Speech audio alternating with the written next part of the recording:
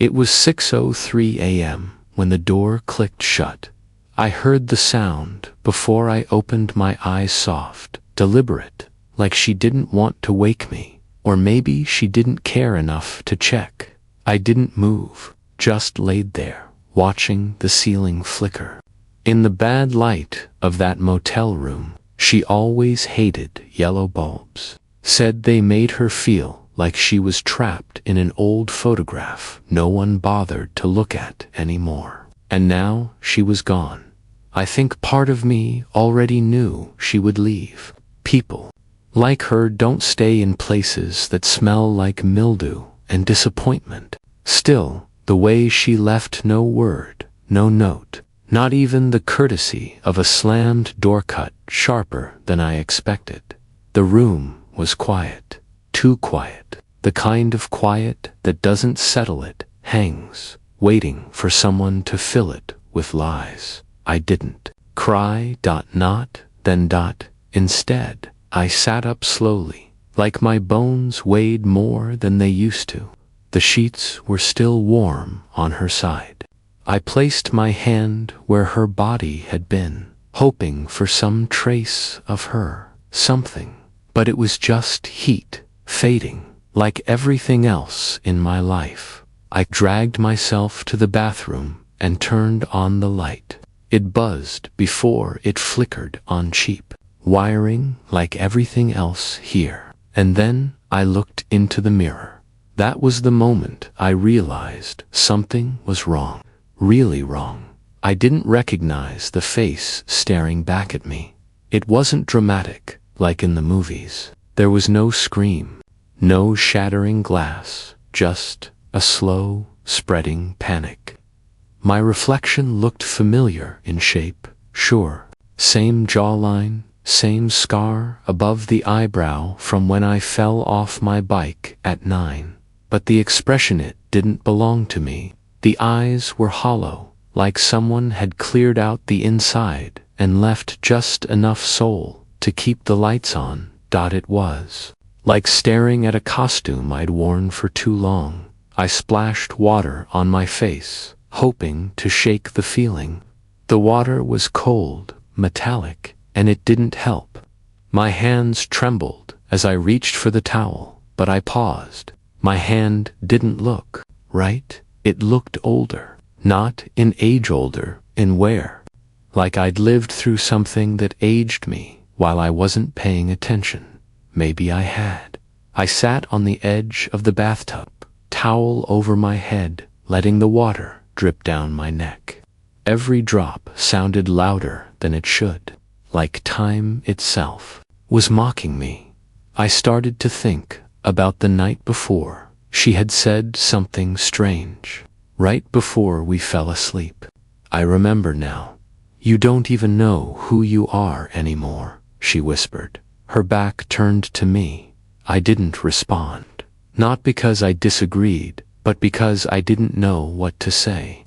I thought silence would be safer than honesty. Turns out, silence is just another way to disappear. The thing is, she wasn't wrong. I don't know when I started to fade, but it didn't happen all at once. I think that's what people get wrong. You don't wake up one day and suddenly feel like a ghost. It happens slowly, like erosion, like peeling paint on the side of a house no one visits anymore. One thought here, one compromise there, and then one morning you wake up and realize you left yourself somewhere years ago. Maybe that's why she left. She didn't want to be the last person trying to remember a version of me that no longer existed.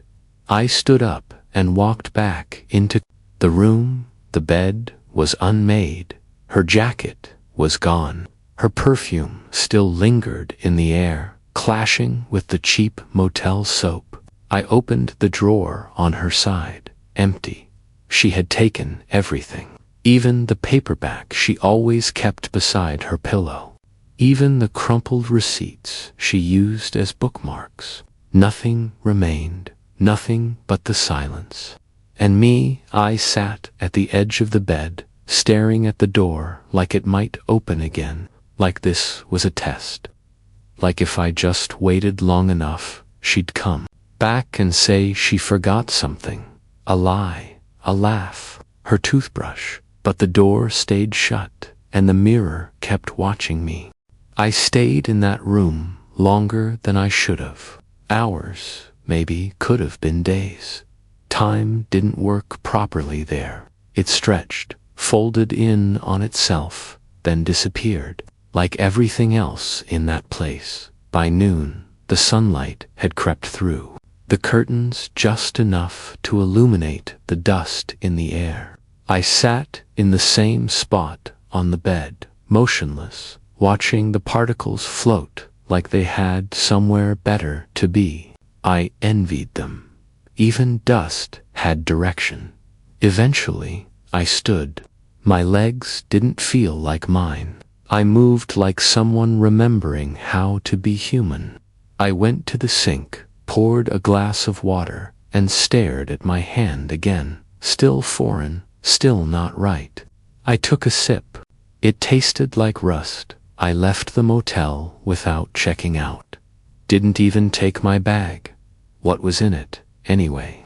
A toothbrush, some clothes that didn't fit like they used to, and a copy of her favorite album that I never returned. I left it all there, like a version of me I didn't want to carry anymore.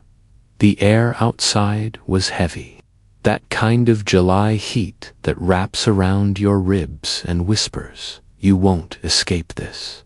The street was empty, except for a bus hissing in the distance and the static hum of a power line above me.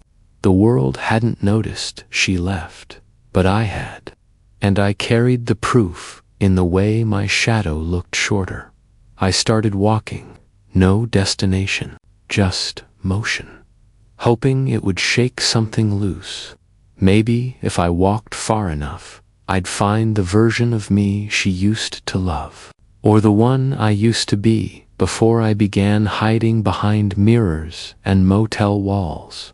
I passed a diner we used to eat at when things were good. I remember the first time we went. There she ordered pancakes with too much syrup, and I watched her laugh with her whole face. That kind of laugh that doesn't need permission. The waitress called us honeys. We weren't, but we let her believe it. I didn't go in, didn't want to see our ghost selves sitting in that booth, smiling like the world hadn't ended. Yet, instead, I kept walking. At some point, I found myself at the old overpass, the one near the train yard, where we used to sit on the concrete edge and count the boxcars until we forgot our own names. I climbed up and sat down, legs dangling over the side. The sun was starting to drop, bleeding orange into the sky like a wound. That's when I took out my phone and opened the last photo I had of her. She was looking out a window, her back to me, hair tied up in that lazy bun she always did when she was thinking too hard. The photo was blurry, unintentional. I took it without her knowing.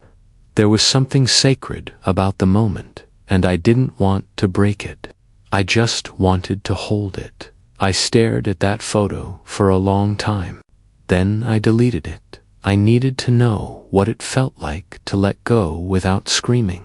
Back at the motel, I used to think that if I stared into the mirror long enough, I'd see the truth.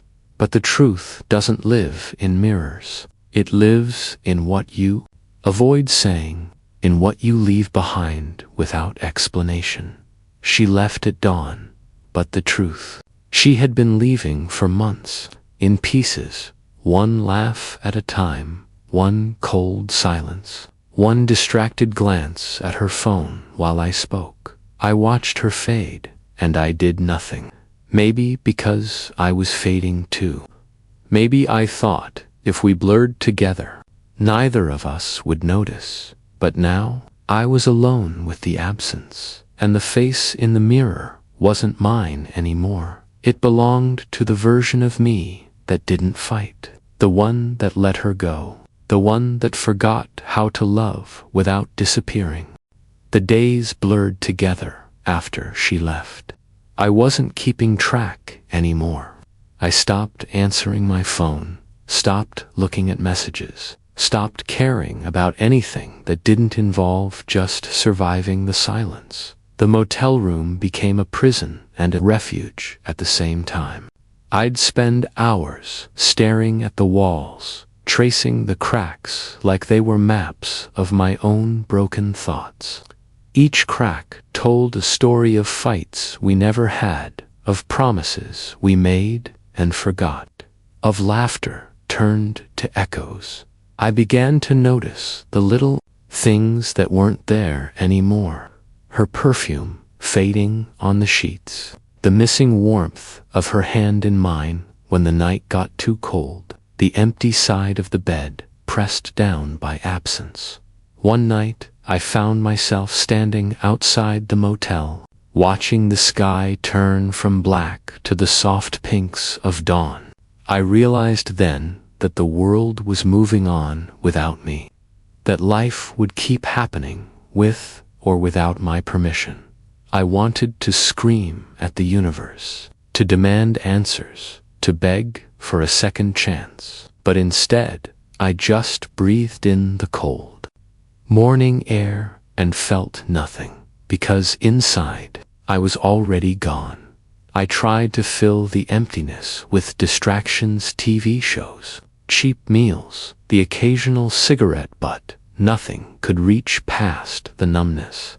The pain was there, but it was wrapped in layers of exhaustion and disbelief. I started writing again, not stories or poetry, but letters. Letters to her, letters I never sent. Sometimes I'd write pages, other times just a sentence. I miss you. Why? Where did you go? Can you hear me? The pages piled up in a box under the bed, each one a weight pressing down on me. One afternoon, a knock at the door startled me. I wasn't expecting anyone when I opened it. There was a woman I didn't know standing there. She handed me an envelope. No name, no explanation. Inside was a photo. Not of Herb, of me, taken months ago, before everything fell apart. I recognized the eyes in the picture. They weren't hollow, they were alive, hopeful. A reminder of what I used to be. That photo shook something loose inside me, a flicker of something I hadn't felt in a long time. Maybe it was guilt. Maybe it was the ghost of love. Maybe it was the first step toward remembering who I was beneath the cracks. But whatever it was, it pulled me out of the motel room and back onto the streets, back into the world that had kept moving while I stood still. That photo was a spark in a room full of darkness. I clung to it like a lifeline, even though I wasn't sure it would save me.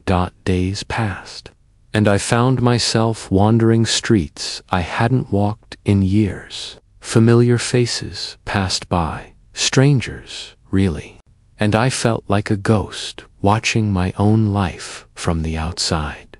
I visited the old coffee shop where we had our first date. The barista didn't remember me, neither did the man sitting at the corner table, eyes glued to his laptop. The world moved on, and I wasn't a part of it anymore. One evening, I sat on a park bench watching the city lights flicker on. The night was cool, and the breeze carried a scent that reminded me of her, something floral, faint, almost like a whisper of what used to be. I thought about calling her for the first time since she left. I wanted to hear her voice, but my phone lay dead in my pocket. No battery, no signal, no connection. Maybe some things aren't meant to be reached. I started writing again, but this time, not letters. I wrote pages about me, about what I felt, about what I lost. Words poured out in a messy flood: anger, regret, longing. The pain was still there, but it no longer felt like a trap. It felt like a wound that might, someday, heal. One rainy afternoon, I met an old friend by chance. We didn't talk about her. We didn't talk about me. We just sat in silence, watching the rain paint streaks down the window of the coffee shop. That silence was different. It wasn't empty. It was filled with understanding. Sometimes healing isn't loud. Sometimes it's just a quiet step forward. For the first time in a long time, I felt like maybe I could take one. The days rolled into weeks, and I found myself caught between memories and the silence of the present. I was learning to live in the space she left behind, space that felt endless and echoing. One night, I sat by the window, watching rain drip slowly down the glass. I thought about the last conversation we had, how distant she sounded, how my words fell flat like stones in a deep well. I realized then that sometimes love isn't enough to hold someone together. I started going out more, trying to break the walls I'd built around myself. I'd walk to the corner store, buy coffee I barely drank, sit in the empty booths of diners, watching people who didn't know my name. There was a freedom in anonymity I hadn't expected. No expectations, no judgments, just me, a stranger in my own life. One afternoon, I found myself in a library, running my fingers over dusty books. I picked up a novel she loved, the one she said made her feel less alone. I read a passage, and it struck me the words weren't just hers. They were mine too, tangled in the same pain. That's when I knew I had to try, not for her, not even really for me, but for the chance that one day I might find a way back to the face I lost, because losing her was losing myself, and maybe, just maybe, finding her was the first step to finding me again. I never thought I'd reach this moment, the one where the pieces stop drifting and something resembling peace begins to take shape. It's not a loud victory, no triumphant music or cheers. It's quiet, fragile, but real. I stood before the mirror again, the same cracked reflection I'd avoided for so long. This time, I looked not for who I'd lost, but for who I could become. The face staring back at me wasn't the same as before. It held the scars, the weariness, but also a flicker of something new, a willingness to move forward despite everything. I packed my things, not with the hope of running away, but with the readiness to face whatever came next. The motel room smelled of stale smoke and regret, but I left it behind without looking back. Outside, the dawn was breaking. The sky was painted in soft oranges and purples, like the start of a new story. I didn't know if she'd ever come back.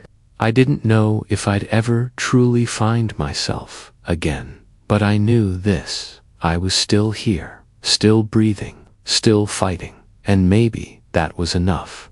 If this story moved you, don't forget to like, comment, and share with someone who needs to hear this. Subscribe for more real stories that touch the soul and reveal the quiet strength behind every fall.